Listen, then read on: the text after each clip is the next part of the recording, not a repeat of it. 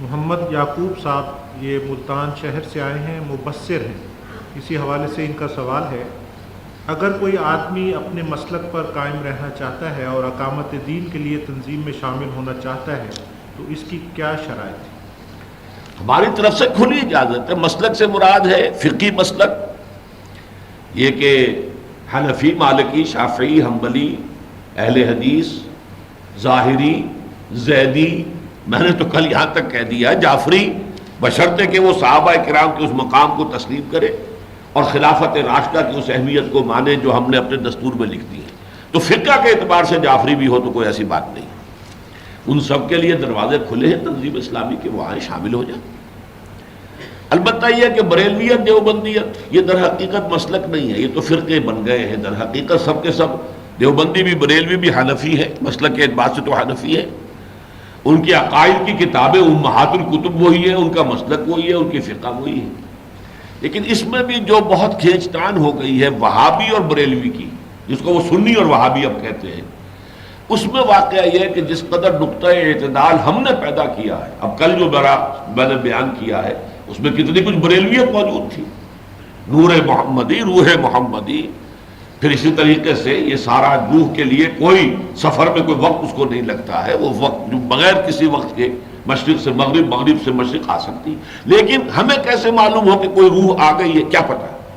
کوئی شیطان جن کہہ دے کہ میں شیخ عبد القادر جیلانی کی روح بول رہی ہوں، اب ہمیں کیا پتہ چلے گا؟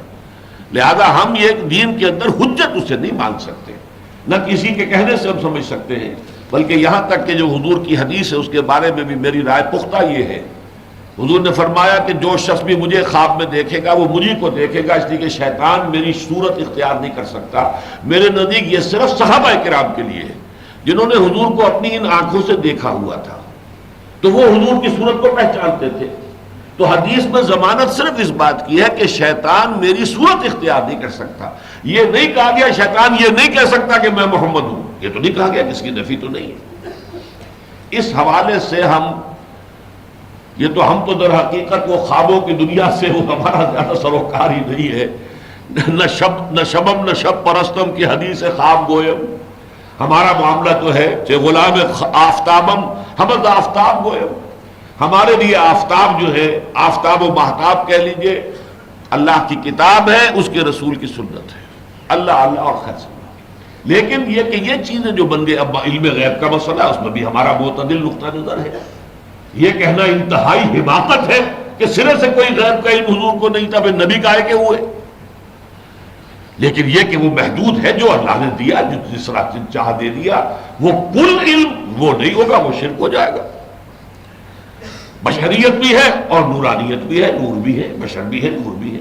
تو ہم نے ان چیزوں کے اندر بھی اعتدال پیدا کیا اللہ کے فضل و کرم سے۔ کسی فرقے وارانہ جو اس قسم کے مسائل ہیں ان میں سے کسی ہم انتہا پسندی میں مبتلا نہیں ہے۔